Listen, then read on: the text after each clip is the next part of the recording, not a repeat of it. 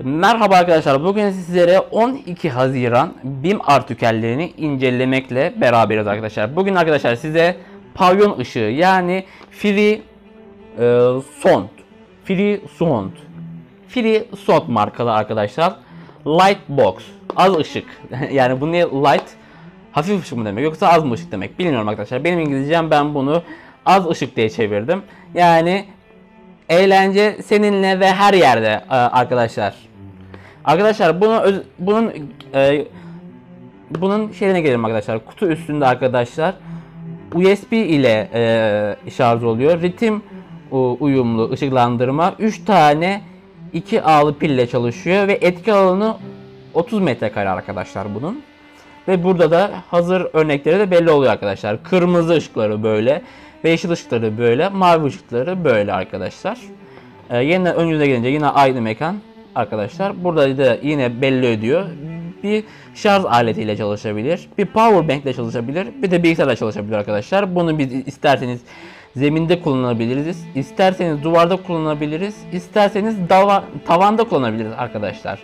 Tabii ki bahsettiğimiz ya kalem pillerle ya da bir USB kablosu ile şey yapıyoruz arkadaşlar. Arkadaşlar ben bunun daha önceden ırzına geçtim. Kutunun ırzına geçtim arkadaşlar. Tabii ki BİM'den aldığımız ürünü ilk önce deniyoruz, sonra alıyoruz. Bazıları çalışmıyor arkadaşlar. Öncelikle elimize ne geliyor? Kullanma kılavuzu geliyor arkadaşlar. Daha sonra da zaten 3 parça çıkacak arkadaşlar. Daha sonra bir parça şeklinde bizim pavyon ışığımız geliyor arkadaşlar. Şöyle bir güzel bir kılıflı ve ayaklı geliyor arkadaşlar.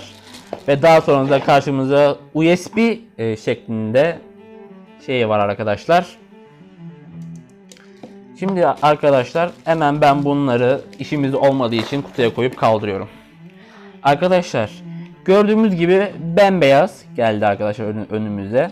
Ve bunu arkasını inceleyelim. Arkasında 12 voltluk bir Nokia ince uçlu veya kalın uçlu mu oluyor? Ya ince uçlu ya da kalın uçlu Nokia şarj aletiyle enerji verebiliriz. Ya da 5 voltajda USB kablosuyla enerji verebiliriz. Hadi bunların ikisi yok. Gidip bakkaldan pille alabilirsiniz arkadaşlar. 3 tane kalem pille çalışıyor. Ve son olarak da on off tuşları arkadaşlar var. Hemen biz öncelikle bir kalem pille biz deneyelim arkadaşlar. Kalem pilimiz böyle.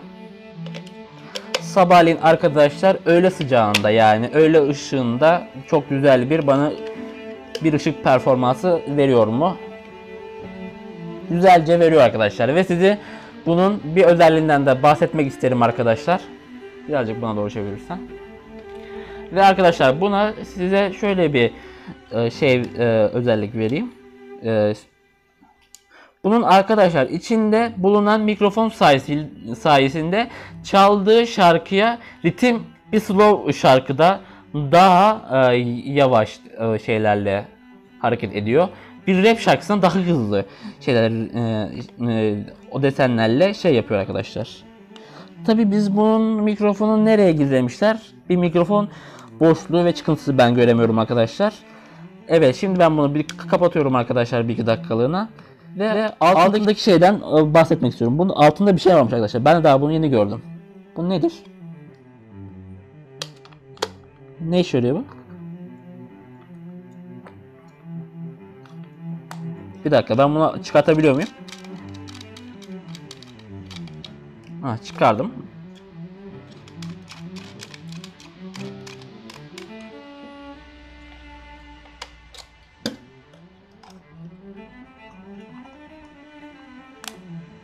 Nedir lan bu? Hayır, böyle bir şey değil. Tavana. Bak ben bunu daha yeni keşfettim. Arkadaşlar çıkartınca bunu tavana böyle cama şeyler var ya böyle. Bak bu yapışan şeyler. Bir dakika arkamızda deneyelim be.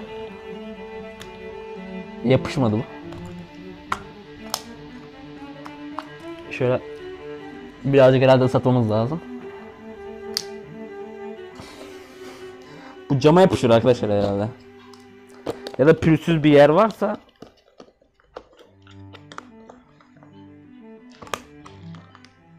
Evet, pürüzsüz bir yer olması lazım arkadaşlar. Duvarda boya olurken o boyanın tutması için birkaç o pürüzlü yer şey yapıyorlar da ondan. Ama bak mesela karton yüzey o pürüzsüz olduğu için gayet de tuttu arkadaşlar. Yani kolay kolay da bırakmaz. Yani siz tutup çekmezseniz bırakmaz. Ben sallıyorum. Aa, salladığımda düştü bak.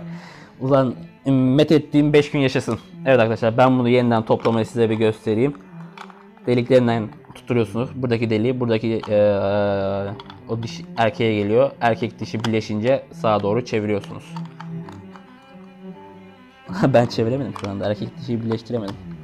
Evet. Tık etti. Yeniden yerinize takıyoruz arkadaşlar. Bu da mükemmel oldu.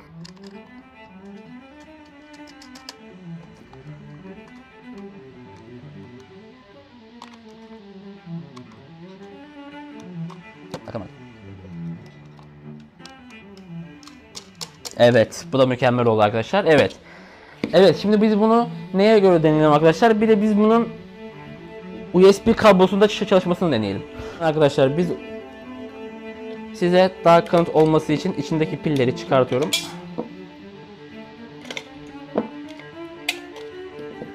Ve bunun kapağını sadece kapatıyorum. İçinden çıkan kablo arkadaşlar, bu fark etmez. Herhangi bir USB kablosu, yani Samsung şarj aleti derler büyükler daha çok. Ama o bilmezler ki tüm telefon şarjlarının kablosu aynı. Herkes USB kullanıyor. Evet arkadaşlar, bunu kablolu şekilde çalıştırabiliriz. Ya elimize pil olacak, ya kablo olacak, ya da Nokia'nın ince uçlu, bilmiyorum şu anda, bunu ben ayırt edemiyorum. Ya ince uçlu ya da kalın uçlu şarjının olması gerekiyor arkadaşlar. Evet arkadaşlar, bugün sizlere 12 Haziran BİM artikellerinden pavyon ışığı denen zımbırtıyı inceledik. Bayağı da güzel, bayağı da gündüzleyin iyi etki veren bir ışık arkadaşlar. Yani ben zevkim için aldım. Bayağı da güzel arkadaşlar. Tavsiye edilir mi? Edilir. 10 üzerinden kaç verirsek? Arkadaşlar ben içindeki mikrofon sayesinde şarkıya ritim uydurduğu için bayağı beni etkiledi. Bu bir. Ve hem USB hem de pille çalışabilmesi beni de etkiledi. 2.